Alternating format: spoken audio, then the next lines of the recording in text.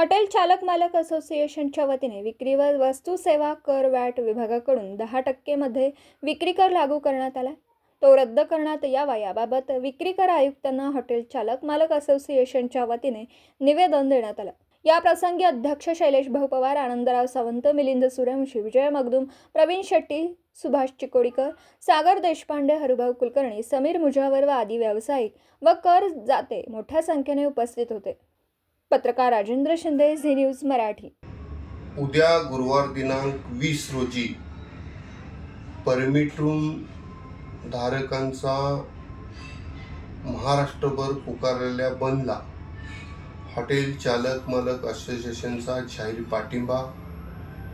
विक्री कर सेवा कर विभागाने लावलेल्या भरमसाठ 10% वाढीव कर रद्द करावा आणि एक्साईज फीमध्ये 15% वाढ केलेली आहे.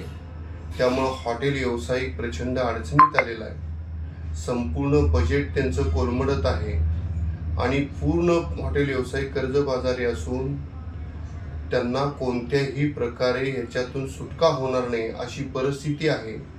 तरी महाराष्ट्र शासनानं याचा विचार करून 10% वाढीव सेवा कर रद्द करावा आणि उत्पादन शुल्क विभागाकडून एक्साईज फीमध्ये 15% वाढ थांबवावी अशी आम्ही हॉटेल चालक मालक असोसिएशनच्या वतीने विनंती करतो आणि महाराष्ट्र सरकारनं याचा ताबडतोब निर्णय घ्यावा आणि येत्या मार्चच्या बजेटमध्ये ह्या अधिवेशनमध्ये ते जाहीर करावे अशी महाराष्ट्र शासनाला आम्ही विनंती करतो.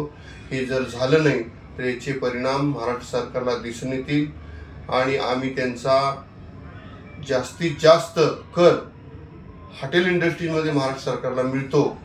त्यामुळे सर्व प्रशासनानं हॉटेल इंडस्ट्रीला सहकार्य करावे अशी मी हॉटेल चालक मालक असोसिएशनच्या वतीने मी विनंती करीत आहे.